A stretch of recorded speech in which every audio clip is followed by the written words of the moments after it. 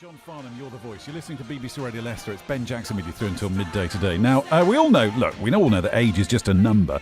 And certainly with us living longer, we know that those kind of numbers reset. The 40 is the new 30, 50 the new 40, so on and so on. In fact, I mean, it's a bit of a truism, really. You're only as old as you feel. And most of us, I think, feel about 21, something like that. Well, at least that's the mantra of one woman from Wymondham who is, inspiring, not just women, but frankly everybody everywhere to feel good about themselves whilst raising money for charity. In fact, Paula Tennant is turning back the years by entering the Ms. Galaxy UK competition. I call it Miss UK, which is wrong because there are actually two versions of the same thing, aren't there? Well, there's actually the Misses as well, and there's Junior and there's Teen. Yeah, so it covers everybody of all ages. So Ms. Galaxy is for over 30. That's correct. And there's no upper age limit at all. So if you're 100 and you still want to experience it, then go for it, yeah. Now, this is coming about because there is a significant birthday on the horizon. No, I've already actually turned 50. Right. Yeah, I turned 50 in April. And it's a big time. I mean, that is, emotionally, that's a turning point, isn't it? Well, I'm glad you recognise that because that's exactly how I felt. I mean, women of 50, if they've not gone through menopause, they're starting to go through menopause or it's soon to come. I find also that my son is nearly 18. He'll be going off to university. So, yeah, I feel that I've got very much a turning point. You know, it's sink or swim time for me. That's how I feel, yeah. But you wanted to do something to mark that, didn't you? And lots of people will go and climb a mountain or cycle to Skegness or do something. And if you're setting yourself goals, it's got to be something you're going to enjoy and that's going to be realistic for you. And I saw a lady on Facebook and I could see that she wasn't exactly in her 20s. She was a little bit older. She looked amazing. She got this fantastic physique. You know, she looked great. And which made me look further. And I thought, you know, I would love to look like that. What would I do to have a body like that? So then when I looked into it more, I read the article, she was announcing that she'd been shortlisted or she was a finalist for a pageant for this Miss Galaxy pageant, United Kingdom Galaxy Pageant it's called. And I thought, what's that? So I looked into it and I could see that there was no upper age limit. It was for anybody over the age of 30. You did have to be unmarried because there is a married category. And I thought, you know what, if I entered this, I've got to wear a swimming costume as well. I've got to wear a ball gown.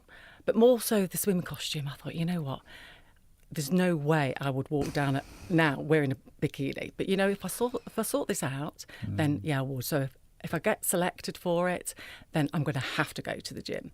And that's what I did. I got shortlisted for the Leicestershire category. And I've been going to the gym because I've got till March to sculpt this body. Look, the thing is that, you know, beauty pageants, they're always controversial, aren't they? One description or another. And I have spoken to quite a few people that have been in them. And the message always comes back, actually, it's not a passive thing. I'm doing this for me, for quite strong reasons. Well, is that the case? It's not just for me. I mean, pageants are about raising money for charity as well. And the charity that they support is the Christie NHS Charitable Fund, which is a cancer charity. Well, you know, it's very close to my heart, as I suppose it would be for a lot of people. So it's that side of it as well. You know, it's not just about sorting myself out. I mean, I have been going to the gym, and as well as going 4 times a week and getting more toned and more healthier. Also, diet goes with that as well. It runs hand in hand. So it's made me look at my diet as well. So it's making me certainly better all round, you know. Look, and you've got. I always think it's rough when somebody's got a target to meet in February, March, because you've got Christmas to get through. Exactly. So, I mean, it's not an easy thing to do this, is it? If you've got to walk down a runway in front of a load of people, it is easy, you know. Does that really focus your mind? Absolutely. You know, because to do that, you've got to feel confident about yourself, haven't you? So it's really driven me to sort that out, definitely. I mean, it's a scary thing, this, isn't it? I mean, is it one of those things where, was there a moment at all in this process where you thought, what on earth am I doing? No. Like I say, it's making me very motivated to sort my diet and exercise out. I'm enjoying the ride of it, you know.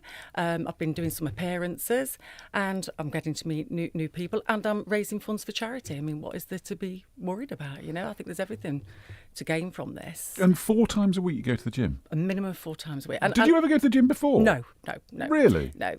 Definitely not. And it will be my way of life now because I've actually really enjoyed it. And you know when people say, oh, you look great, have you lost weight? No, I haven't actually lost weight at all, but I must be toning. And that is that's making me driven because I'm actually looking better, which is improving my mental state as well. I'm feeling a lot better about myself. And we talked about this off air a little bit, and it is a bizarre thing because the difference between 49 and 51 is irrelevant, really. I mean, as you know, it's a year either side, isn't it? And yet 50, same with, I mean, when I turned 40, I'm not quite 50 yet, and it seemed like well, that's it then. 30s are gone, and it's a gentle drift down to decrepitude, which, of course, is ridiculous. And then you wake up the following morning and think, well, I don't feel any different than I did yesterday. Yeah, exactly. Well, I think it's sink or swim time when you get to that sort of 50 mark.